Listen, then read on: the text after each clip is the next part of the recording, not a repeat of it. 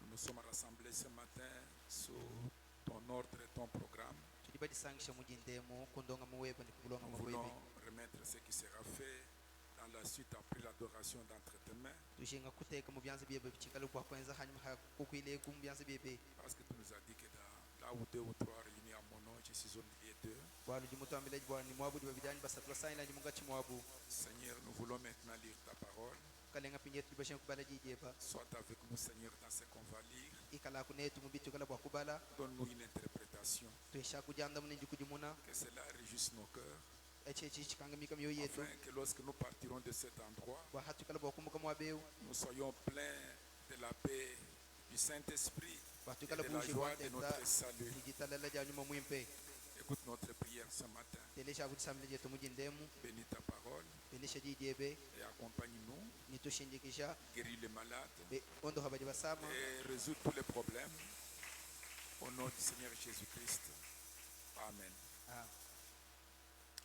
Prenons rapidement les psaumes 106.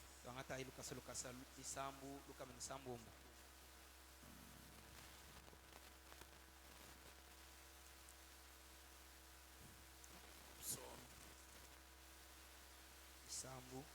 106. Nous allons lire le verset 7 et le verset 8. Psaume 106, le verset 7 et le verset 8.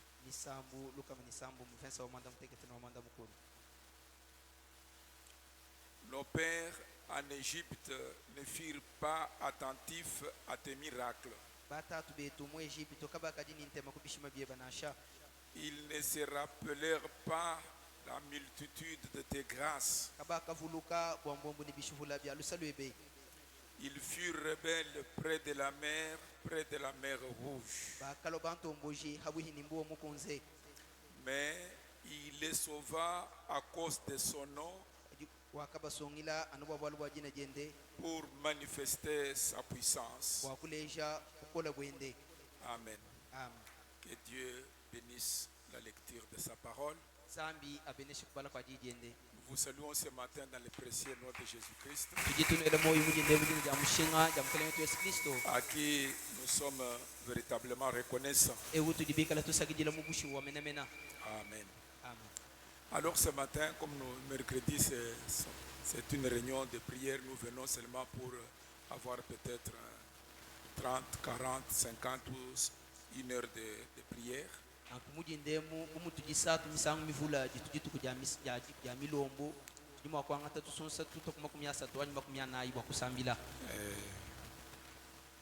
Frère Branham dit dans mon ange marchera devant toi.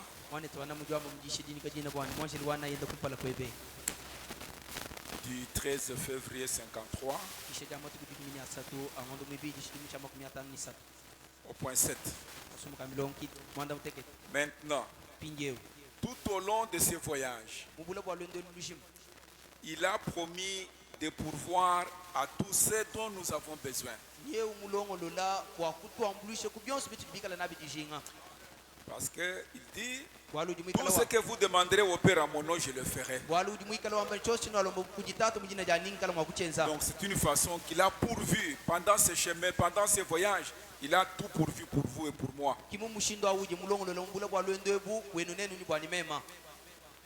Tout ce que dans Marc 11, il dit, tout ce que vous désirez quand vous priez, croyez que vous l'avez reçu et vous le verrez s'accomplir. Amen. Or, il nous a donné l'arme la plus puissante au monde, c'est la prière. Donc Dieu nous a donné l'arme la plus efficace. Comme le prophète le dit, c'est la prière. Parce que la prière change les choses. Le chrétien ne réalise pas quelle puissance il possède lorsqu'il se met à genoux devant Dieu. Quand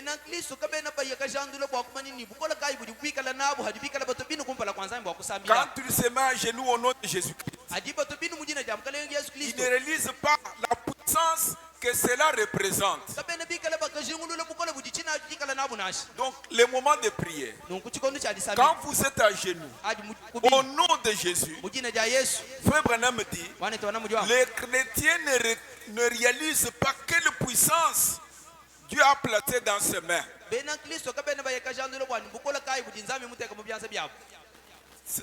Le fait seulement de s'agenouiller, parce qu'on ne prie pas assis, mais on prie soit à genoux, soit debout.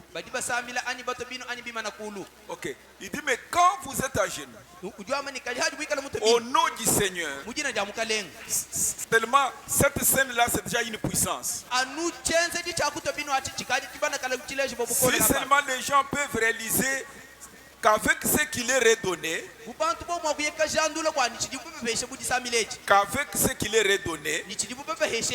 tout ce que vous demanderez vous sera accordé. Si vous pouvez vous emparer de la foi, car la parole de Dieu est la vérité. Dans foi est une ferme assurance. 8 mai 51. Frère Branham dit au point 4. Il dit, le but pour lequel nous consacrons ces soirées aux prédicateurs,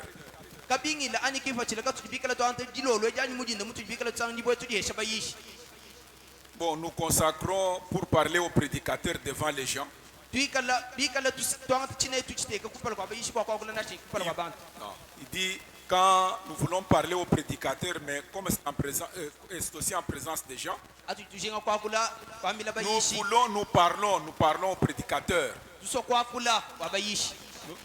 Donc Frère Branham voulait donner aux prédicateurs un message, mais il y avait quand même les autres gens. Il dit, la guérison divine a été deux fois mal interprétée.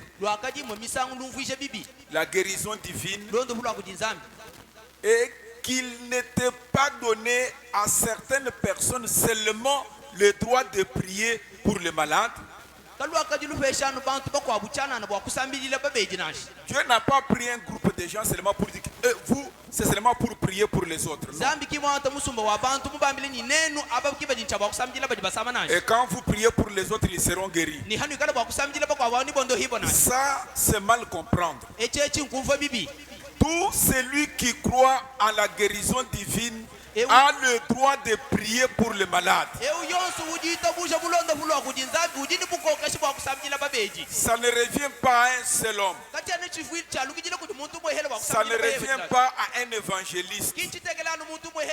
C'est pour quiconque croit la guérison divine. Amen. Amen. Oui. Alors ce matin, je vais parler de mal comprendre Dieu. Beaucoup de gens, ils comprennent mal Dieu. Vous êtes avec moi? Quand je dis beaucoup de gens, je parle à l'église. Je ne parle pas à ceux qui dehors.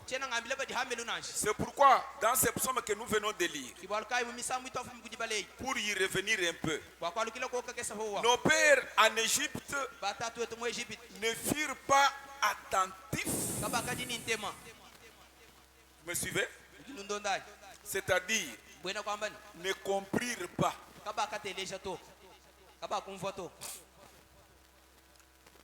Ils n'étaient pas attentifs à tes miracles. Dieu a fait beaucoup de miracles en Égypte, mais eux n'ont pas pu comprendre. Ils ne se rappelèrent pas de la multitude de tes grâces. C'est ce qui a fait que lorsqu'ils sont arrivés près de la mer, ils se sont rebellés. Ils n'ont pas cru en ta parole. Et le verset suivant. Mais il les avait sauvés à cause de son nom, pour manifester sa puissance. Donc si Dieu n'avait pas manifesté cette grâce, il aurait éliminé tous ces gens, ces rebelles. Mais il n'a pas pu les éliminer. Pourquoi? Pour la grâce, pour son grand nom, pour manifester sa puissance. Maintenant, écoutez vraiment attentif, je ne serai pas loin parce qu'il faut que nous ayons quelques moments pour prier. Alors, Frère Branham, quand tu es en train d'expliquer ces choses, écoutez ce qu'il est en train de dire. Il dit, comme nous avons pris les psaumes 106, donc ces gens, Dieu fait des miracles et ils n'ont pas compris pourquoi. Ils n'ont pas compris pourquoi Dieu faisait ces miracles. Ils ont même été rebelles. Et ils n'ont pas compris. Frère Branham dit, quand Dieu a mal compris, il dit, vous savez, mal comprendre nous attire bien des ennuis.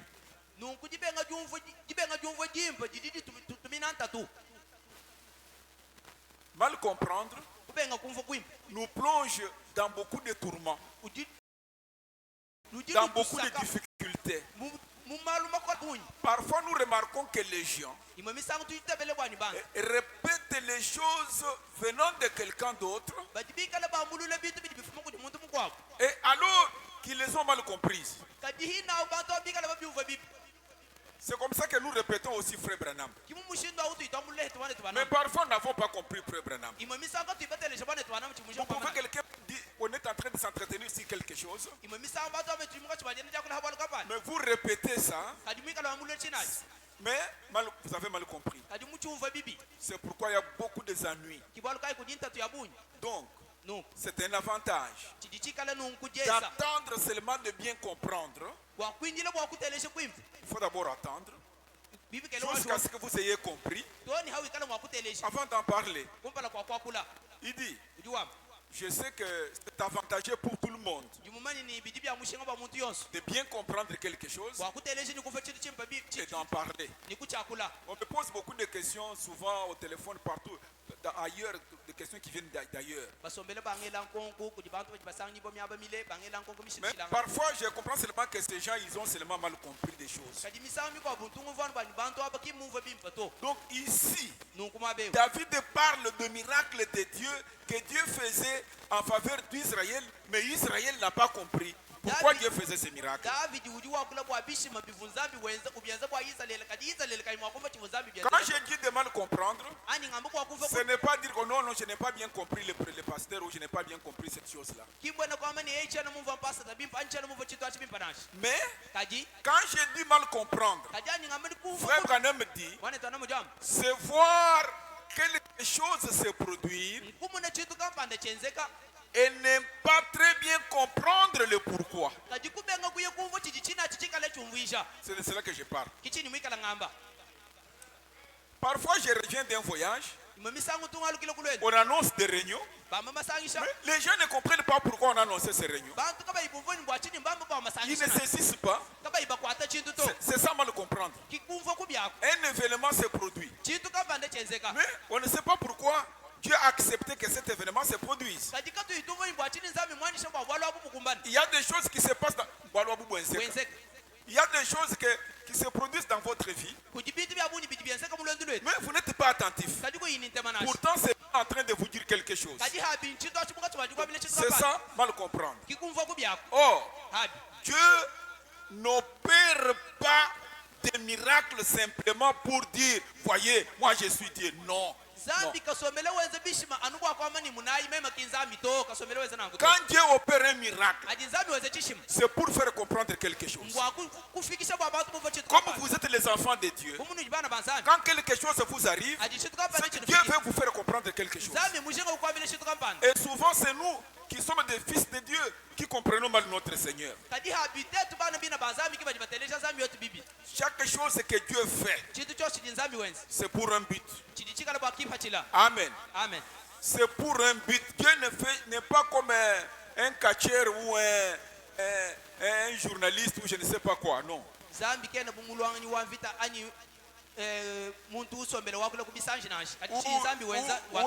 Qui veut faire un spectacle. Non. Donc, voyez que ces gens qui étaient en Égypte n'ont pas été attentifs. Ils n'ont pas compris. Pourtant, Dieu les a accordé tellement de la grâce. Mais on trouve que ces gens à qui Dieu a fait la grâce, au cours de la traversée du désert, ils se rebellent.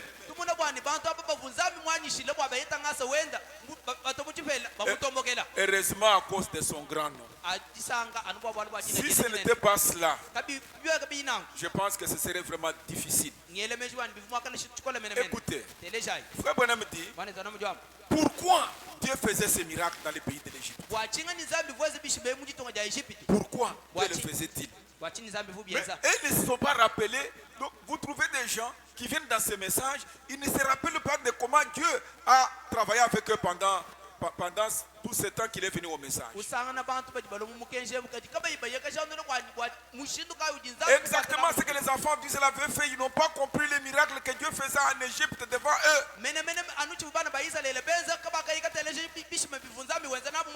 Ils n'ont pas été attentifs. Écoutez les jetos. Comprendre, ce n'est pas écouter les jetos qu'on voit. Comprendre dans le sens de comprendre dans le sens de interpréter, comprendre dans le sens de saisir la signification. Ok. Donc Dieu, quand Moïse opérait des miracles dans le pays de l'Égypte, Frère Branham, j'ai retenu 4 petites choses ici. Il dit, quand Dieu accomplissait les miracles dans le pays de l'Égypte devant les enfants d'Israël, bien que c'était des jugements contre les enfants de l'Égypte, il dit, il essayait de leur montrer sa grande miséricorde. Je ne sais pas si vous me suivez, frère. Donc Dieu, il voulait montrer à ces gens qu'envers eux, il a une miséricorde. Il traite directement les autres. Mais pour ses enfants, il essaie de leur faire comprendre sa grande miséricorde. Il essayait de leur faire comprendre la deuxième chose, qu'il était le Dieu puissant au milieu d'eux. Vous me suivez bien? Donc, c'est Dieu qui opérait ces miracles dans le pays de l'Égypte et montrait qu'il était le Dieu puissant au milieu d'eux. Amen. Amen. Écoutez, Frère Branham a prêché une prédication, mais je n'ai pas eu le temps de la voir ici, comme j'ai déplacé les brochures qui étaient chez moi jusqu'ici. Comme l'aigle éveille sa couvée.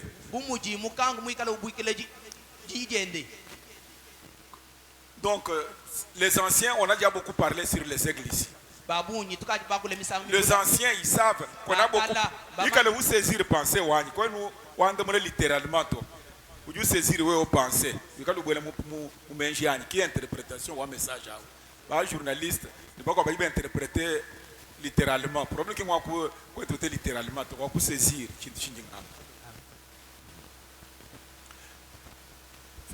Quand Dieu parle de l'aigle, il dit la même règle.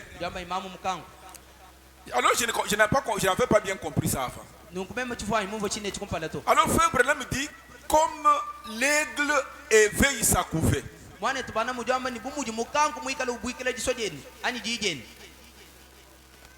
Donc il veille sur ça. Qu'est-ce que l'aigle fait? Quand il a des petits, il prend des épines, des ronces et il vient, c'est avec ça qu'il fait son nid. Ensuite, il va attraper les bêtes, les petites bêtes à fourrure comme les lapins et ainsi de suite. Il vient couvrir toutes ces épines. Et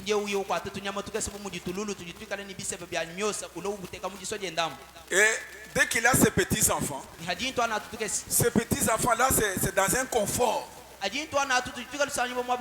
Mais la même règle c'est que ces aiglots ne sont pas faits pour rester dans les nids. Alors quand dans sa pensée il veut les faire sortir pour les amener en vol, pour les apprendre comment voler, qu'est-ce que la mère règle fait? Il vient un jour, il tire la fourrure, la peau de lapin, la patte, il jette. Les petits enfants qui étaient bien là, quand il s'appuie là, ce sont les épines. Il s'appuie ici, les épines. Vous allez dire que la mère règle est en train de faire souffrir ses enfants. Non, il veut les apprendre quelque chose. Que vous n'êtes pas fait pour rester dans le nid. Ça, ce n'est pas votre place. Et puis, ce n'est pas fini. Un jour, vous voyez, il y a les premières plumes là. Ce ne sont pas de bonnes plumes solides. Il vient un jour. Comment ça souffle? Fou, fou, fou. Et tes enfants, ils tombent. Ça, ces petites ailes-là se détachent. L'aigle dont la mère aigle là, il peut, quand il étend ses ailes, oui, de cette colonne à cette autre colonne, c'est 5 mètres. Mais des grandes aigles, ils ont, quand il fait comme ça, c'est presque 4 mètres. C'est comme quand il fait comme ça, vous voyez, comme s'il peut atteindre, ses ailes peuvent atteindre cette colonne et cette autre colonne là. Il commence à venir, il étend ses ailes. Il souffle très fort. Ces enfants, c'est pour, il y a un message qu'il veut transmettre aux enfants. Regardez comment je suis grande. Regardez comment je suis puissant. Et, ah, non, notre maman est puissante. Et finalement, il dit, avec mes ailes puissantes, je peux vous transporter. Pour que ces enfants aient confiance en leur mère. Et un jour il vient, les enfants commencent à saisir ses ailes. Et il commence à sortir avec ces enfants-là. Ils ont confiance que maman nous a montré que maman est puissante. Et ces petits aiglons ont confiance en leur mère. Ils s'en foutent. Ils disent non, notre destinée c'est notre maman. Il commence à voler. Il va avec très haut là-bas. Il secoue les alors les enfants se détachent. Comme ils ne savent, ils n'ont jamais volé. Et leur mère commence à les contrôler. Dès que l'autre veut tomber, il part, il les reprend sur ses ailes. Donc les enfants ont compris le message de leur mère. C'est pourquoi frère Branham prêche comme les aigles, comme la mère aigle est en train de surveiller sa nichée. Les petits oiseaux saisissent la pensée de leur mère. Mais nous les chrétiens, nous ne saisissons pas la pensée de Dieu. On peut parler de l'envoi d'un grand prophète comme Frère Branham. Les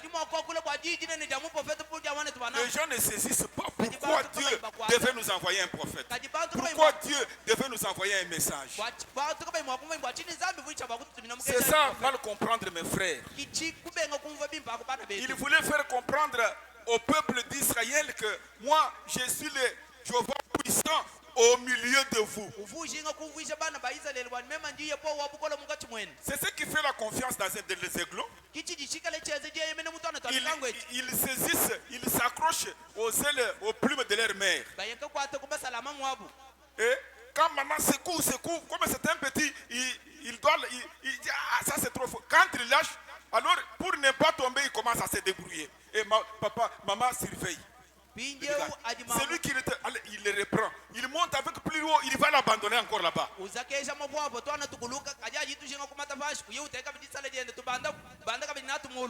Amen. Amen. Donc c'est ça Dieu. Pour montrer qu'il est un Dieu puissant. Pas seulement ça.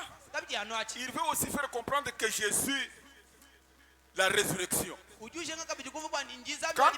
tu tombes malade et que Dieu te guérit, c'est pour te dire que je suis le Dieu de la résurrection. Je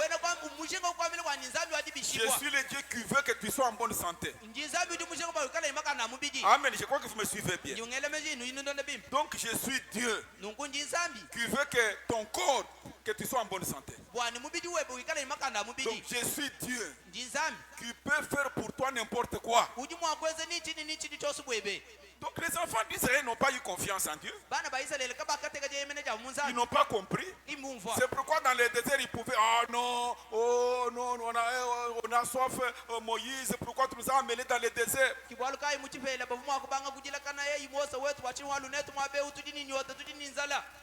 Amen. Amen. Et c'était comme ça. Même à l'époque de Noé, les gens n'ont pas compris Noé.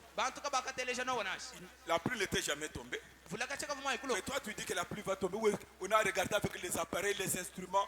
Non, il n'y a pas de pluie. Noé, tu peux prouver qu'il y a de la pluie. Dieu m'a dit, comme il a dit que ça va tomber du ciel, ce jour-là Dieu placera de l'eau en haut. Regardez le prophète Élie. Il a été mal compris. Parce que quand il prophétisait même des jugements contre son roi, contre la reine Akab, contre la reine et même contre leur peuple.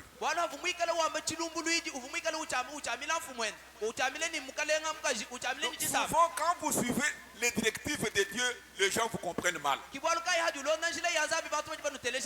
Quand vous suivez vraiment ce que Dieu fait. Et regardez Nicodème. Lui au moins, il est allé de nuit. Mais de nuit. Mais les autres ne sont pas partis. Peut-être que parce que la journée, il était tellement occupé. Il a profité, il est venu la nuit. Dis vraiment, Seigneur, ce que tu fais, nous savons que quelqu'un ne peut pas faire ça si Dieu n'est pas avec lui. C'est bien que tu m'apprécies. Mais je vais te dire quelque chose. Pour être sauvé, pour aller au ciel, il faut la nouvelle naissance. Il faut que tu naisses de nouveau. Et Nicodème a mal compris. À mon âge ici, rentrer encore dans le ventre de ma mère. Non, on parle de la naissance spirituelle. Les soldats romains ont mal compris Jésus. Quand ils ont attrapé Jésus, on a mis un chiffon sur ses yeux. Un chiffon, on a pris un vêtement, quelque chose, on l'a couvert. On a commencé à les frapper. Prophétise qui t'a frappé. Le prophétie, ce n'est pas comme ça. Le prophétie, ce n'est pas pour plaire aux gens. Jésus dit que je ne fais rien que mon Père ne m'ait montré. Mais vous et moi, Dieu nous dit, je vous donne la prière. Une arme puissante qui change le cours des événements. Qui change le cours des événements. Oh, mes frères. Alléluia. Amen. Il n'y avait pas de pluie en Israël. Il n'y avait pas de pluie en Israël. Mais Élie prie. Il dit, regardez, la pluie vient. Les gens regardent, on ne voit rien. Mais lui, il savait que comme j'ai prié, j'ai appelé la pluie. La pluie est là. Lui, il pouvait voir. Après, on a vu un petit nuage. Mais ça, c'est un petit nuage derrière. Alléluia. Amen. Donc quand Dieu, les gens du message n'ont pas compris pourquoi mercredi devons venir aux réunions de prière. Ils trouvent que la grande adoration c'est dimanche. C'est un idolâtre comme un féticheur. Comme tous les idolâtres ici, c'est un féticheur comme les... Non, dimanche, voyez l'homme s'habille, il fait tout, il vient à l'église. Il vient aujourd'hui. Non. Certains font de samedi une idole, D'autres font des dimanches une idole. Vous savez, quand on a débuté ces messages, on priait tous les jours. Chaque jour, on venait à l'église. Chaque jour, quelqu'un devait être à l'église. Mais aujourd'hui, on a espacé. Malgré ça, les gens n'ont pas compris pourquoi. Quand nous commençons à enseigner ces enseignements, comme par exemple sur les soins semaine de Daniel, les gens ne comprennent pas pourquoi. Ils pensent que c'est seulement pour la connaissance. Non, non. C'est pourquoi ce matin, nous voulons prier. Que Dieu nous assiste pour que nous puissions saisir sa pensée. Au moment où nous vivons, nous ne parlons pas simplement des élections. Nous ne parlons pas seulement de la situation économique du pays. Frère Branham dit, vous savez que la prière des croyants est plus puissante que les bombes. Parce que la prière peut arrêter un événement.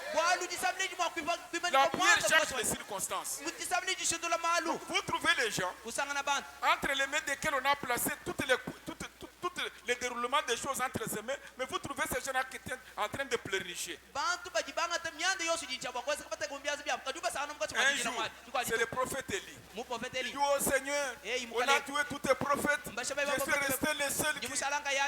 Dieu lui dit non, non, j'ai encore 7000 qui n'ont pas fléchi les genoux devant Baal. Qui n'ont pas fléchi les genoux devant Baal.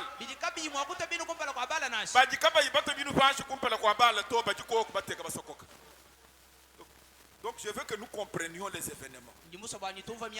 Que nous comprenions le miracle de Dieu. Que nous comprenions la parole de Dieu. Pourquoi Dieu nous a envoyé ce message? Parce qu'il sait que bientôt je vais les amener dans la gloire. C'est pourquoi il vous fait pour que vous ne puissiez pas être attachés tellement à la terre. Quand quelqu'un seulement doit raffamer 2 jours, oh, vous voyez, c'est fini, il ne peut plus prier. Non. Mais souvenez-vous, quand j'ai prié ce matin, dans ma prière, j'étais en train de prier. Alors le problème d'Élie et la veuve m'est arrivé. Alors ça m'a vraiment fait du bien. J'ai dit, mais cette femme, dans un temps de crise, qui avait un peu de farine et un peu d'huile pour seulement manger un jour. Mais cette femme, ce jour-là, je pense qu'elle a prié, Seigneur, tu connais, Seigneur,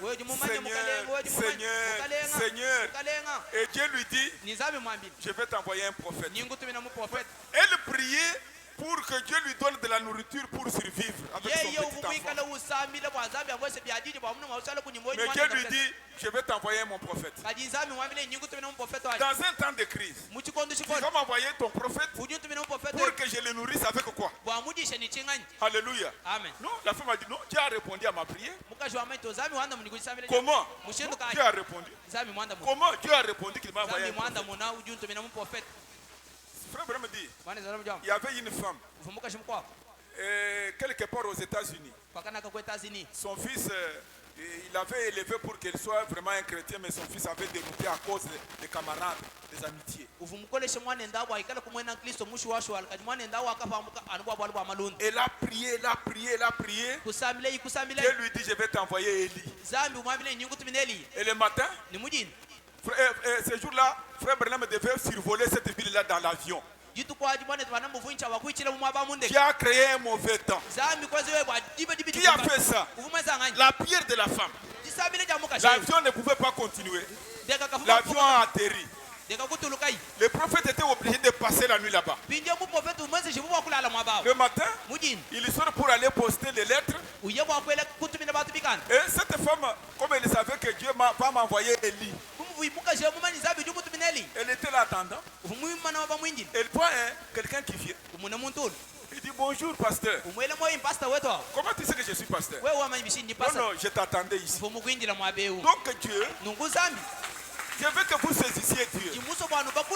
Alors cette femme, le prophète aussi, comme il y avait la crise, quand il prie crise. Alors quand il prie, Dieu lui dit, j'ai écouté ta prière. J'ai ordonné une veuve. Je veux que vous poursuiviez bien. C'était un temps difficile. Une veuve ne travaillait pas. Il n'y avait pas de pluie. Il n'y n'avait pas de récolte. Mais j'ai dit à Élie, j'ai ordonné à une veuve, elle va te nourrir. Élie n'a pas réfléchi. Amen. Amen. Et le miracle s'est produit. Je désire vous dire ce matin que nous sommes les fils, les gens qui doivent vivre miracle. Mais à moins que vous preniez Dieu au mot, à moins de comprendre Dieu. Oh non, vraiment, le langage de tout le monde, vous le tenez au milieu de vous. Comment ça va? Très bien. La foi crée. La prière change les circonstances. Mettons-nous debout.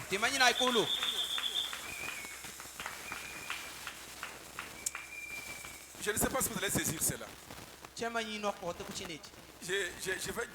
vous dire de chanter un cantique qui n'est même, peut-être qu'il n'a pas de rapport avec ce que la prière, mais ça, la prière. Parfois nous chantons. Je vais à la terre promise. Je vais à la terre promise. Donc les gens, leurs pensées doivent être que nous quittons l'Égypte pour aller à Canaan. C'est ça, non? Quand nous chantons au rebord du Jourdain, je me tiens, mes yeux regardent au loin. Au-delà du fleuve, très loin là. Donc ce matin aussi, je veux que quand on va prier, nous allons chanter Seigneur, nous sommes au bord du Jourdain, le Jourdain spirituel, mais nos yeux regardent au-delà de la crise, au-delà des circonstances, au-delà de ce que les gens pensent, au-delà des situations, et nous allons prier.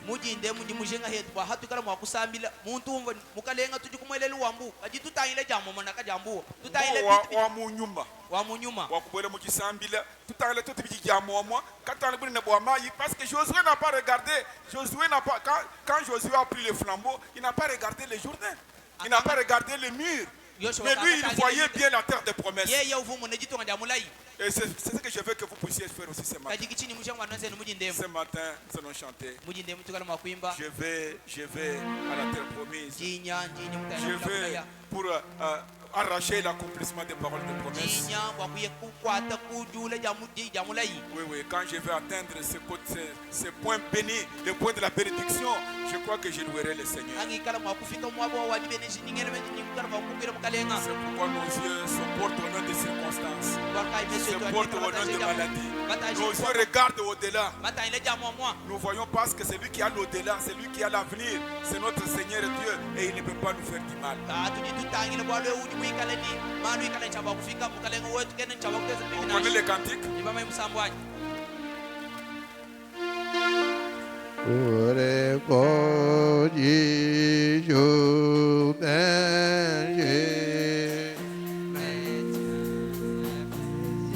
C'est